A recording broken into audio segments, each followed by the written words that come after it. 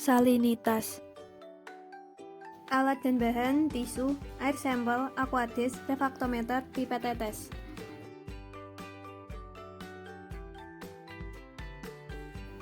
Ambil air sampel menggunakan botol sampel.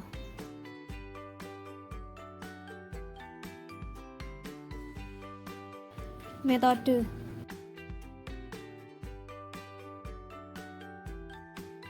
lakukan kalibrasi refraktometer menggunakan aquadis. Meneteskan 1-2 tetes aquadis pada prisma refraktometer.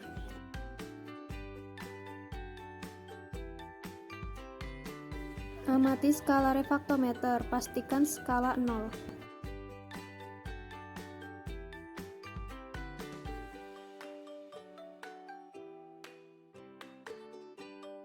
Bersihkan prisma refraktometer menggunakan tisu dengan cara ditap-tap.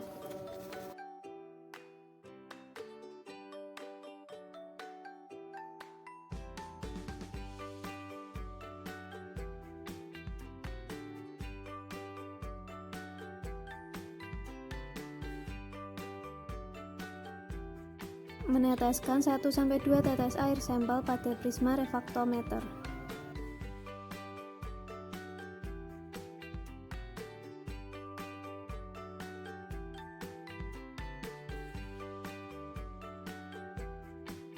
Kemudian amati skala refraktometer.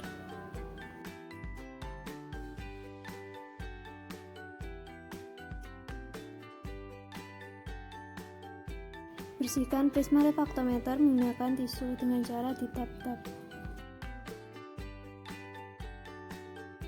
Selanjutnya, lakukan kalibrasi refraktometer menggunakan aquadis.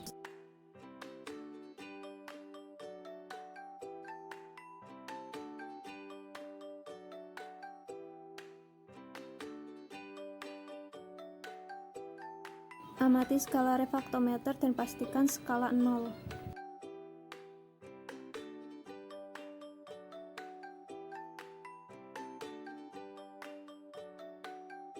Bersihkan prisma refraktometer menggunakan tisu dengan cara ditap-tap.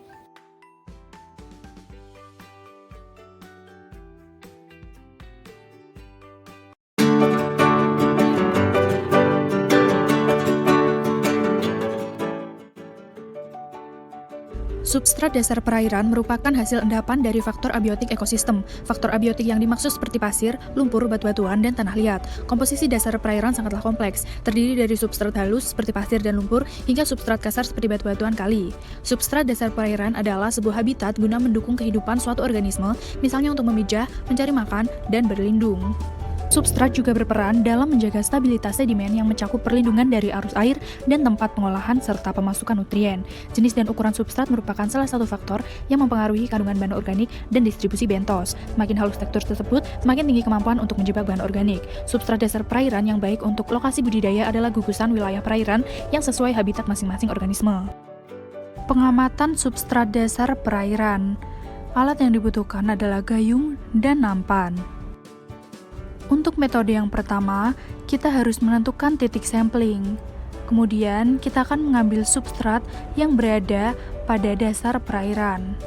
Caranya yaitu dengan memasukkan gayung ke dalam perairan hingga sampai dasar perairan, hingga kita rasakan bahwa kita sudah mendapatkan substrat. Kemudian, buang secara perlahan-lahan air yang ikut terambil tanpa mengikut sertakan substrat.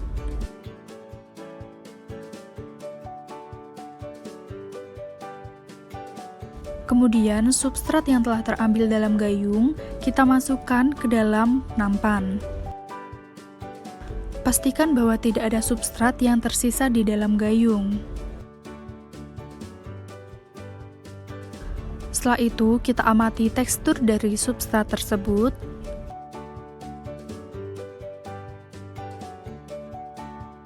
Kemudian, kita tentukan seperti apa bau dari substrat tersebut. Kita amati warna dari substrat tersebut, dan kita tentukan jenis apa substrat tersebut.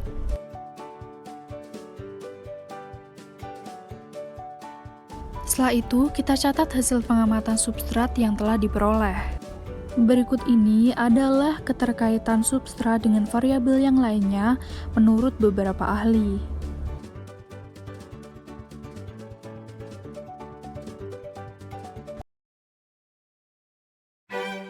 Assalamualaikum warahmatullahi wabarakatuh. Perkenalkan, nama saya Arya Jati Yudawai Saputra dari kelompok 1A Fiskimper dengan NIM 260201211300032 dengan aspen Kak Rafa dan Kak Narita. Video kali ini saya akan menjelaskan tentang parameter fisika, yaitu kecerahan dan metode atau langkah-langkah dalam mengukur kecerahan di dalam suatu perairan. Alat dan bahan yang digunakan: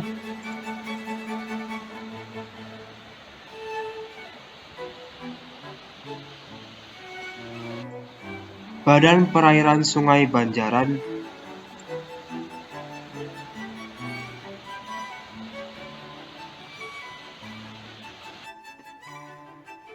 SACIDIS,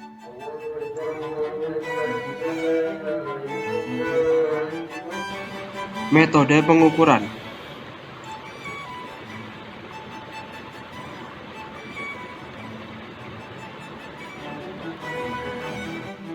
Yang pertama, tentukan titik sampling.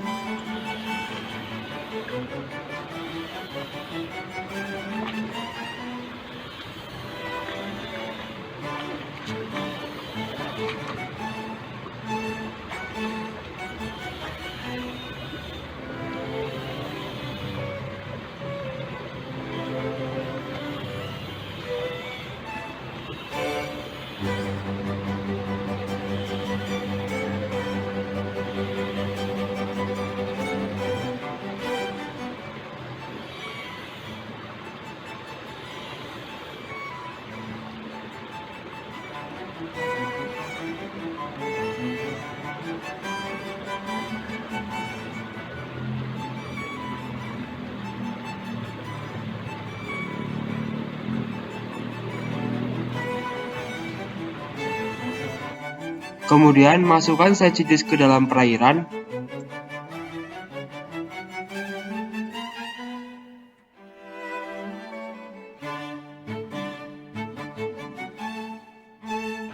Lalu, membaca skala pada tongkat SACIDIS pada saat terlihat samar-samar dan tepat hilang.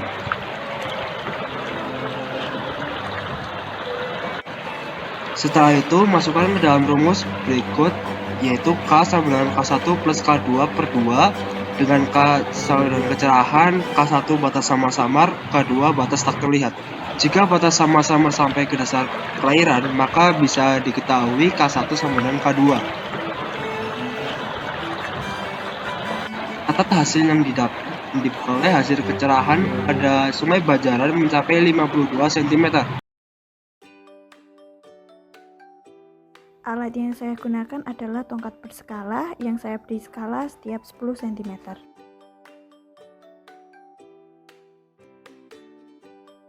Untuk bahannya berupa badan perairan yang terdapat di Waduk Kembangan, Desa Mojorejo, Kecamatan Karangmalang, Kabupaten Sragen. Langkah pertama, memasukkan tongkat berskala ke dalam badan perairan mencapai dasar perairan tidak menembus substrat. Kemudian mencatat kedalaman yang terukur pada tongkat berskala, mencatat angka kedalaman. Di sini saya mendapatkan hasil kedalaman yaitu sedalam 108 cm. Modul 1, parameter fisika, topik 5, arus. Alat dan bahan untuk mengukur arus. Pertama, bola arus, alat untuk mengukur arus permukaan. Current meter, alat untuk mengukur arus dalam yang terdiri dari 4 bagian. Stopwatch untuk menghitung waktu, bahannya yaitu badan perairan Sungai Kaligarang. Metode pengukuran arus permukaan, yang pertama kita siapkan stopwatch dan bola arus yang telah diikat dengan tali rafia 1 meter.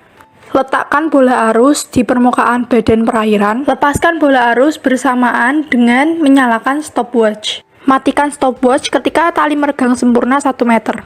Kemudian masukkan waktu yang didapat ke dalam rumus. Waktu yang saya dapat yaitu 5 detik untuk tali bola arus meregang sempurna 1 meter.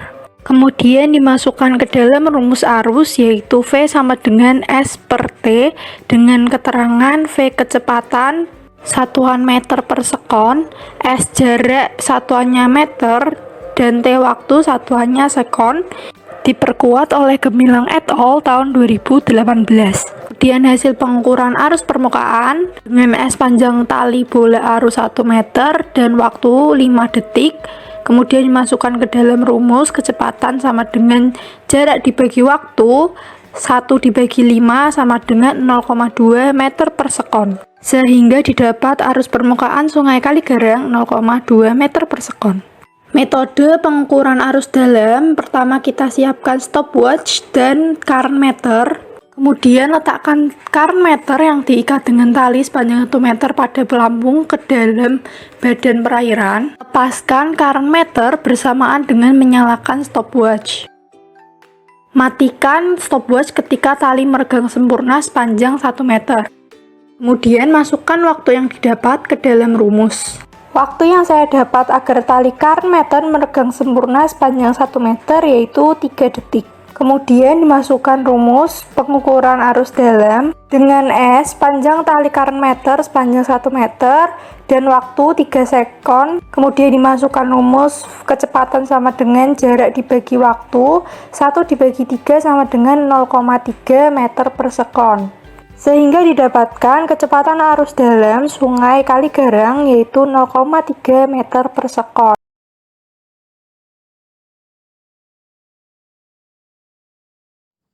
Parameter berikutnya yaitu tentang pengukuran suhu udara. Untuk alat dan bahannya yang pertama ada termometer air raksa dan yang kedua ada daratan sekitar perairan. Untuk metodenya yang pertama, siapkan termometer air raksa yang kedua ujungnya telah diikat oleh tali rafia. Lalu, gantungkan termometer air raksa secara horizontal di tempat yang teduh dan mudah dijangkau selama 5 menit.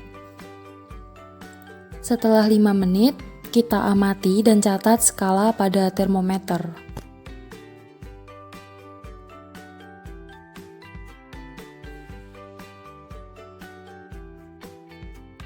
Berdasarkan hasil pengamatan dan hasil pengukuran, suhu udara yaitu sebesar 31 derajat Celcius.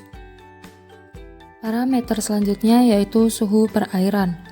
Untuk alat dan bahannya yang pertama ada termometer air raksa, lalu ada badan perairan. Untuk langkah-langkahnya yang pertama, siapkan termometer air raksa yang kedua ujungnya telah diikat oleh tali rafia. Lalu, masukkan termometer air raksa secara horizontal ke dalam badan perairan selama 5 menit. Setelah itu, amati skala termometer pada badan perairan, kemudian catat hasil yang didapat.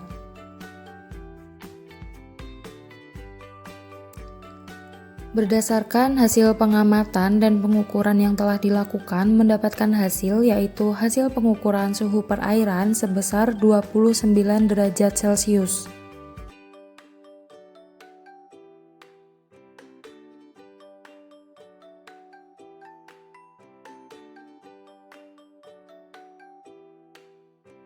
Langkah yang pertama yaitu mengambil sampel air dari badan perairan menggunakan botol sampel.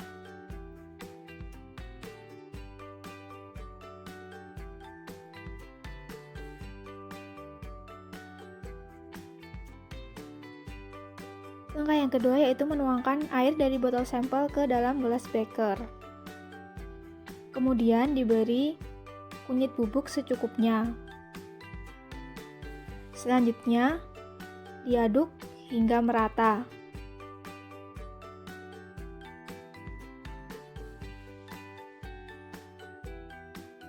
Setelah merata, kita tunggu hingga kunyit bubuk mengendap. Setelah kunyit bubuk mengendap, didapatkan warna kuning yang berarti pH adalah 6,7.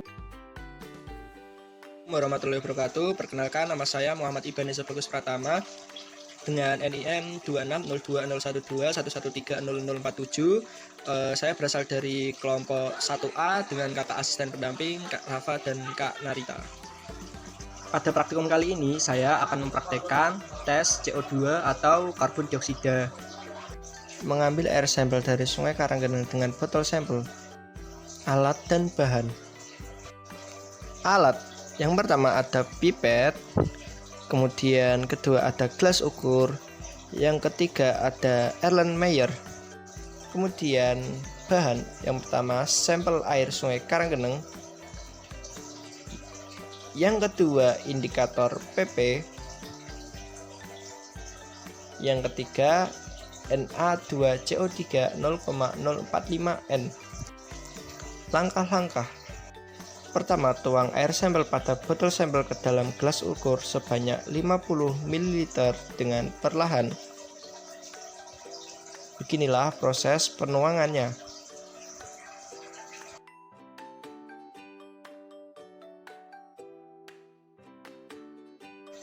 Ini hasilnya 50 ml air sampel.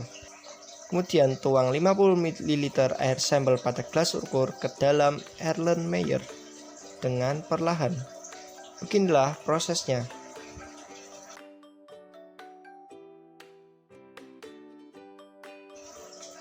Kemungkinan pertama, muncul warna merah muda seulas saat deteksi indikator PP. Tetesi air sampel dengan 1-2 tetes indikator PP.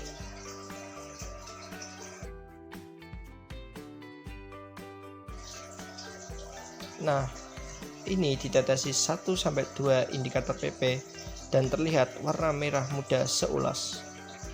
Nah, saat ditetesi indikator PP, jika muncul warna merah muda seulas, maka tidak dilakukan titrasi. Nah, artinya CO2 itu kadarnya mendekati 0. Kemungkinan kedua, tidak muncul warna merah muda seulas saat ditetesi indikator PP.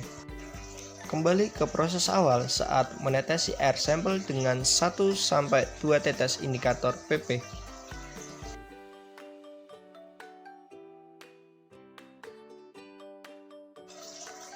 Nah, saat ditetesi tidak muncul warna merah muda seulas.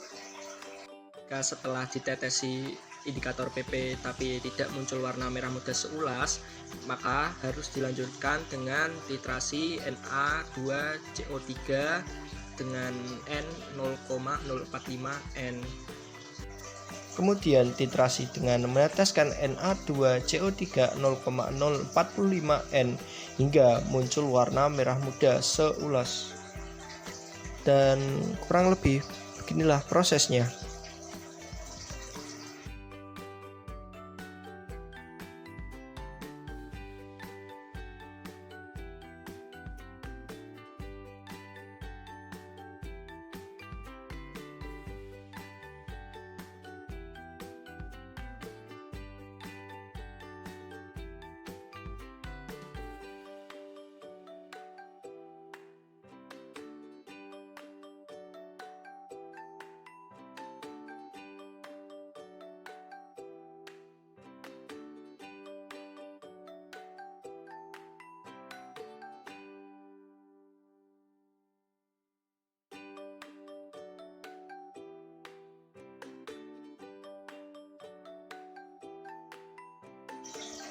Ternyata saat tetesan ke-22 muncul warna merah muda seulas.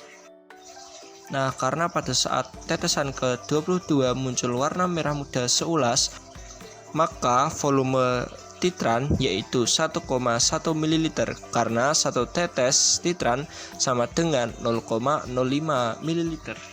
Kemudian setelah saya hitung dengan menggunakan rumus, didapati hasil kadar CO2-nya yaitu 21,78 mg per liter. Untuk langkah perhitungannya ada pada gambar.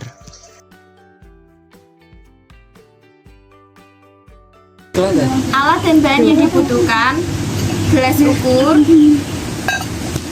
Erlenmeyer, indikator PP,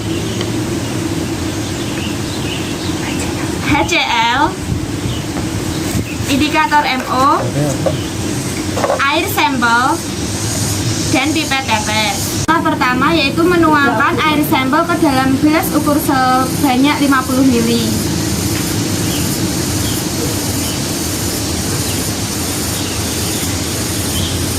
lalu menuangkan ke dalam Erlenmeyer.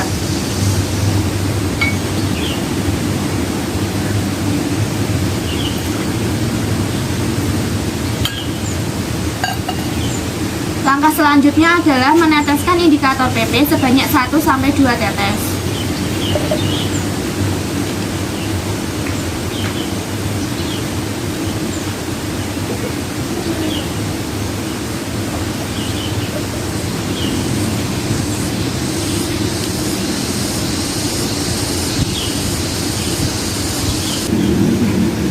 Setelah ditetesi indikator PP, terjadi dua kemungkinan. Yang pertama, tidak terjadi warna merah muda seulas dan terjadi warna merah muda seulas. Langkah selanjutnya adalah menambahkan indikator MO sebanyak 1-2 tetes.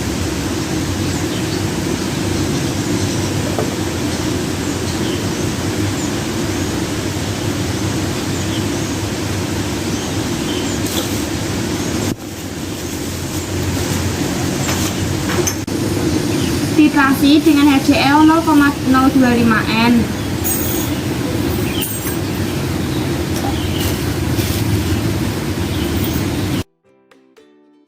Setelah dititrasi dengan HCl, muncul warna merah muda seulas, lalu masukkan ke dalam rumus.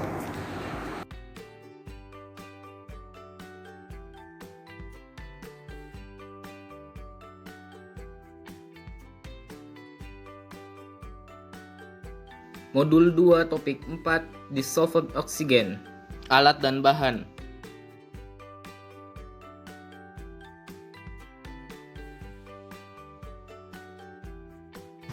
Langkah pertama yaitu ambil air sampel menggunakan botol BOD.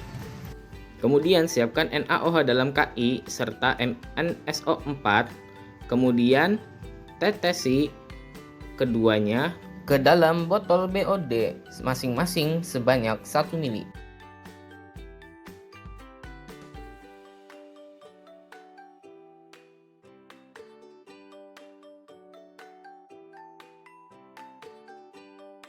Langkah selanjutnya yaitu menetesi sulfamic acid dan H2SO4. Sebelumnya, lakukan penggojokan terlebih dahulu sampai terbentuk endapan.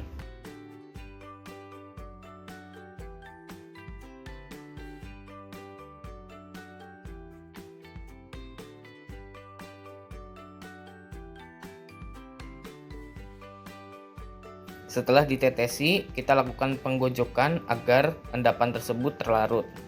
Kemudian, pindahkan 50 ml air sampel dengan menggunakan gelas ukur ke dalam Erlenmeyer.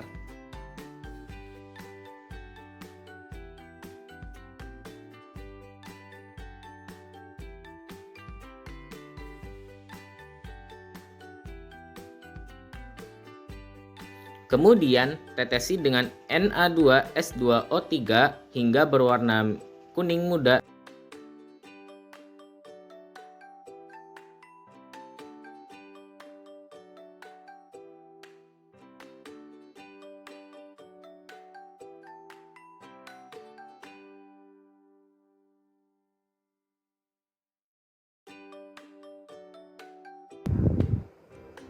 Kemudian tetesi dengan amilum sebanyak 1-2 tetes.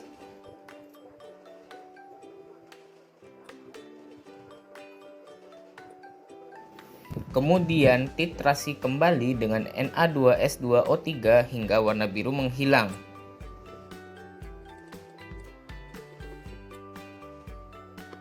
Kemudian masukkan ke dalam rumus yaitu DO sama dengan milititran kali N titran kali 8 kali 1000 per mili sampel.